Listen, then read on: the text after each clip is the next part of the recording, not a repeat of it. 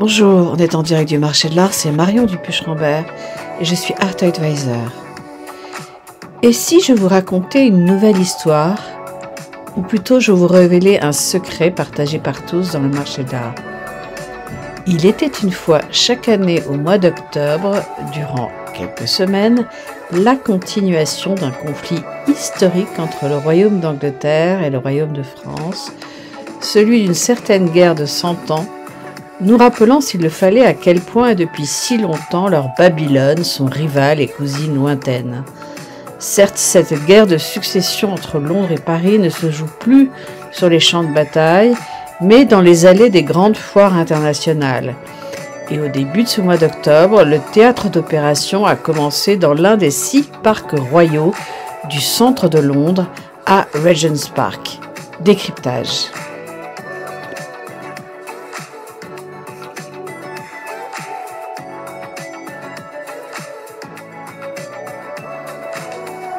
Dès la première semaine du mois d'octobre, les collectionneurs américains et asiatiques, parties prenantes du conflit, se sont interpellés d'un « to freeze or not to freeze » aux accents shakespeariens énigmatiques. Car le mois d'octobre signe la grande rentrée en Europe du marché de l'art contemporain chaque année, et ses principaux protagonistes se livrent à des paris façon bookmakers pour savoir qui, entre Paris et Londres, remportera la bataille, à savoir attirera les plus grands nombres de collectionneurs d'art et réalisera le record de vente aux enchères les plus remarquables. Et ce n'est pas parce que cela ne fait pas les gros titres des newspapers ou des breaking news que cela n'existe pas. Preuve en est la dernière interview du CEO de l'une des 2 plus grandes maisons de vente au monde, Christie's, Guillaume Cerruti, qui avait pour objectif de calmer les esprits qui s'échauffent de part et d'autre de la Manche quand il s'agit de proclamer le vainqueur.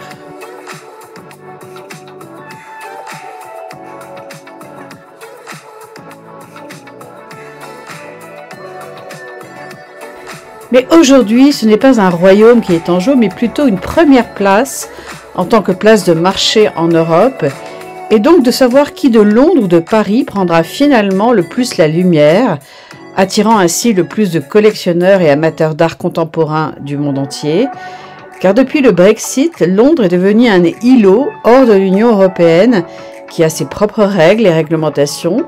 sa propre monnaie, mais ça n'a pas changé, ses droits de douane et des taux de TVA qu'elle fixe seule, faisant de l'autre côté de la Manche devenir la ville des Lumières en France, la capitale, la plus attractive en termes réglementaires et douaniers, pour notamment les collectionneurs d'art qui cherchent à acquérir ou entreposer des œuvres d'art sur le continent européen. Mais depuis quelques années, cette bataille de programmation, d'événements culturels et d'happenings en tout genre commence à tourner en une bataille des nerfs, et certaines personnalités éminentes haussent le ton en hissant le drapeau blanc, mais pas que.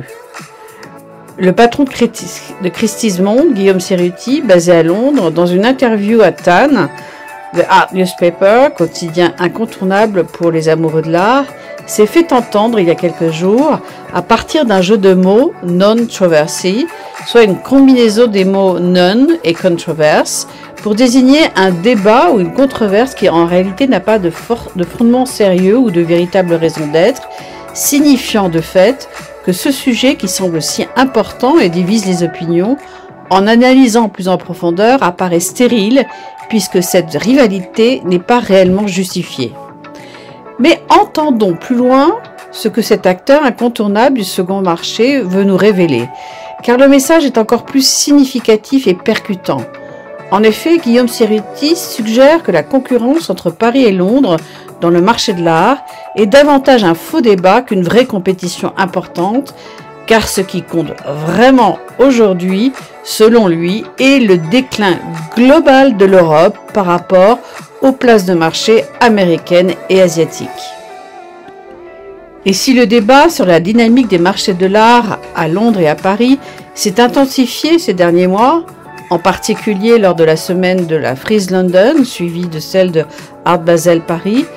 C'est toujours Londres qui domine le marché européen depuis des décennies, et ce malgré un environnement fiscal moins favorable au Royaume-Uni. Et ce sont les chiffres qui en parlent le mieux.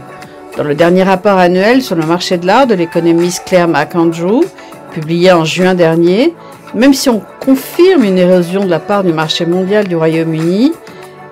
et une part pour la France en légère augmentation, cette tendance est sans doute attribuée aux conséquences du Brexit qui a compliqué la vente d'œuvres à Londres en provenance des pays de l'Union européenne, de sorte que de nombreuses galeries internationales ont ouvert des succursales à Paris, souvent en complément de leur espace à Londres.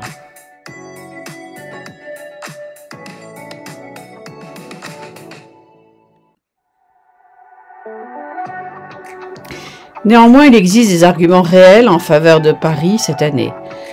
Le rétablissement de Art Basel au Grand Palais pour sa 3e édition. Et néanmoins, Guillaume Cerruti nous rappelle que l'érosion de la part du marché britannique a commencé bien avant le Brexit, dès le milieu des années 2000. Et que depuis, il n'y a pas eu de changement radical dans la hiérarchie des places de marché, comme ce fut le cas entre 2007 et 2010, lorsque la Chine a dépassé le Royaume-Uni, Londres restant le marché dominant en Europe en termes de valeur des transactions. Et preuve à l'appui, le patron de Christie's précise que les œuvres modernes ou contemporaines les plus chères continuent d'être vendues aux enchères à Londres. En réalité, le véritable enjeu n'est pas la rivalité entre ces deux capitales, mais le déclin de toutes les places européennes face à la domination américaine et à la montée des places asiatiques. Au cours de la dernière décennie, les États-Unis ont représenté entre 40 et 45%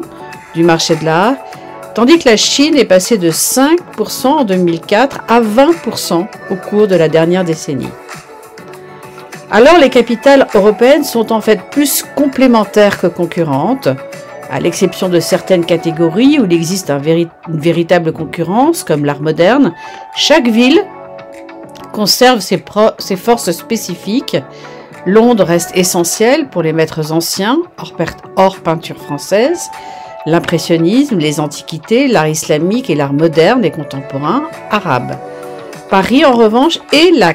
capitale mondiale européenne de l'art premier et domine l'Europe dans les dessins anciens, l'art asiatique et le design.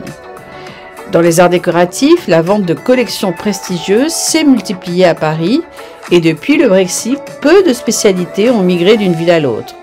Chez Christie's, seule la vente annuelle d'art contemporain italien a été déplacée à Paris, car la plupart des œuvres proviennent d'Italie,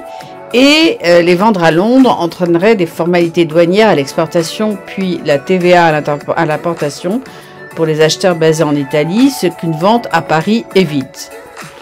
La concurrence entre Paris et Londres dans le marché de l'art semble davantage un faux débat qu'une vraie compétition importante, car ce qui compte vraiment serait donc le déclin global de l'Europe par rapport au marché américain et asiatique. Utilisons cette minute pratique pour prendre le pouls du marché de l'art au niveau international, car c'est le moment de s'intéresser de plus près aux plus récentes tendances du marché dans sa globalité, comme le signale Guillaume Cerruti en concluant que dans les prochaines années, cette situation entre Londres et Paris ne devrait pas changer, puisque pour qu'une ville surpasse radicalement l'autre, le contexte devrait évoluer énormément en matière de fiscalité et l'actualité politique additionnée des contraintes fiscales actuelles en France comme au Royaume-Uni rendent peu probable une réduction des impôts directs ou indirects sur le marché de l'art. Et de conclure que dans ce contexte, il sera alors plus prudent pour les acteurs de ces deux places de marché de renforcer leur collaboration en tirant parti des forces entre leurs deux capitales afin de mieux faire face à la concurrence internationale de plus en plus féroce. Pour rappel, les méga-galeries d'art contemporain qui tiennent le marché primaire de l'offre ont des implantations dans de nombreuses villes à travers la planète. Et les collectionneurs ont le choix de venir acquérir leurs œuvres en fonction de leur pays d'origine ou de résidence et de leurs intérêts financiers. Il faut savoir que si vous faites l'acquisition d'une œuvre d'art en tant que résident français durant la Frieze Week à Londres, vous devrez payer en livres sterling l'œuvre d'art et ajouter à cette somme une TVA à l'importation de 5,5% en revenant avec votre œuvre en France sur un prix hors taxe avec une TVA égale à 0 à Londres, mais incluant les frais d'assurance et de transport. Revenons aux chiffres globaux.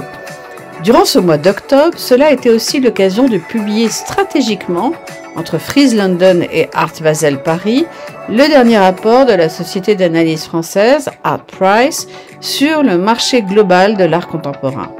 Ce rapport, qui analyse l'ensemble des ventes aux enchères publiques de fine art et de NFT, à l'exclusion des antiquités, des biens culturels anonymes et du mobilier, couvre les résultats d'adjudication mondiaux enregistrés par Artprice pour des artistes nés après 1945, art contemporain, avec un focus sur les artistes de moins de 40 ans,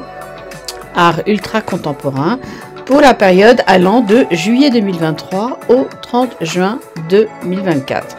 Et comme à son habitude, ce rapport souligne les faits les plus marquants, à savoir une croissance de plus de 1800% depuis l'an 2000, insistant sur le fait que l'art est devenu une valeur refuge dans les crises majeures. Et dans les grandes lignes, il rappelle qu'il y a de plus en plus d'artistes contemporains vendus aux enchères, soit au second marché, que le marché de l'art contemporain s'est étoffé et étendu géographiquement, passant de 39 pays à 61 pays dans le monde, et surtout qu'il s'est accéléré avec Internet et la fluidification des transactions à distance, pour finalement s'imposer comme le segment le plus dynamique et le plus profitable de l'ensemble du marché de l'art. Et il a surligné une information très importante, soit qu'au cœur de cette dynamique se trouve un segment très important, celui des œuvres abordables, dont la valeur ne dépasse pas les 5 000 $, car c'est dans ce segment que les transactions ont augmenté, enregistrant une croissance de plus de 6% en un an et constituant 82% de l'ensemble des ventes d'art contemporain réalisées durant l'exercice. Il constate aussi que les transactions millionnaires fléchissent de 23% et que le taux des lots invendus monte à 35,6%, faisant le prix moyen d'une œuvre d'art contemporain à 14 300 $ et les USA conservant leur première place de marché devant la Chine, puis le Royaume-Uni et la France. Rejoignons ainsi les dernières analyses de Claire McAndrews qui a été publiée lors du Art Basel Report annuel. Claire McAndrews est la fondatrice du cabinet de conseil Art Economics et a déclaré en juin que la principale raison de la baisse du marché global de l'art en 2024, en tout cas à cette date, était la chute des ventes de haut de gamme. Alors, dans tout ce brouhaha, comment interpréter l'annonce la semaine dernière de la société mère de Frieze, le conglomérat américain Endeavor basé à Beverly Hills et présent à la Bourse de New York depuis 2021, qui est dédié au divertissement et au sport, et qui a annoncé vouloir vendre sa marque de foire d'art et de médias, Frieze. Cette vente potentielle ferait partie d'un diagnostic réalisé par Endeavor sur ses actifs événementiels suite à un accord conclu en avril dernier avec une société d'investissement américaine. Et dans une lettre envoyée aux exposants de Frieze, le directeur général de Frieze, Simon Fox, a écrit que l'arrivée de cette entreprise privée comprenait des mesures en lien avec certaines affaires d'Endeavor et au cours des prochains mois, cela pourrait entraîner un changement de propriété de la marque Frieze. Et de comprendre que la vente potentielle d'Endeavor inclurait toutes les foires d'art de la marque Frieze, ainsi que sa publication d'art contemporain et sa galerie londonienne. Alors, malgré un Art Basel Paris qui a semblé prendre l'eau, ses exposants ayant été touchés par de légères fuites de la verrière rénovée, mais sauf erreur comme un certain nombre d'institutions culturelles, car elles ont été touchées par des pluies diluviennes lors de la semaine Art Paris Week. Si le Royaume-Uni reste effectivement le leader sur le marché de l'art européen, il devient moins un port d'escale prioritaire pour les collectionneurs d'art qui viennent d'Asie et des États-Unis. Et le fait que la Ville Lumière propose une offre différente et qu'on ne voit pas les mêmes artistes quand on vient à Paris, comme le fait que le Brexit ait notamment modifié la réglementation fiscale du Royaume-Uni, indéniablement, cela a permis qu'une deuxième capitale européenne émerge en tant que place de marché. Mais comme le rappelait si bien Guillaume Cerutti, fin observateur de l'ensemble du marché, l'Europe est en déclin par rapport à l'ensemble des places de marché mondiales, et surtout américaines et asiatiques. Et l'une des dernières actualités du marché de l'art ne pourrait le contredire, puisque c'est à New York que la maison de vente Sotheby's a choisi de créer le buzz cette nuit lors de son Digital Art Day Auction, en proposant la première vente aux enchères d'une œuvre réalisée par la première artiste humanoïde dotée d'intelligence artificielle et prénommée Aida Robot, faisant ainsi entrer Sotheby's dans l'histoire du marché de l'art. Aida est un robot qui ressemble à une femme, doté d'une coupe au carré à la Coco Chanel et habillé d'une salopette, qui est capable de dessiner et de peindre à l'aide de caméras dans ses yeux, d'algorithmes d'intelligence artificielle et d'un bras robotique. Depuis sa création en 2019, Aida a captivé le public avec son mélange unique d'art, de technologie et de transhumanisme. Et en ce soir d'Halloween, 31 octobre 2024, la maison de vente aux enchères propose le tableau AI God, créé intégralement par Aida, qui représente un portrait d'Alan Turing, mathématicien considéré par beaucoup comme le père de l'intelligence artificielle. Et ce qui différencie cette œuvre d'art des autres œuvres générées par l'intelligence artificielle, c'est qu'avec Aida, il y a une manifestation physique de l'auteur, et c'est la première fois qu'une œuvre d'un robot de ce type est mise aux enchères.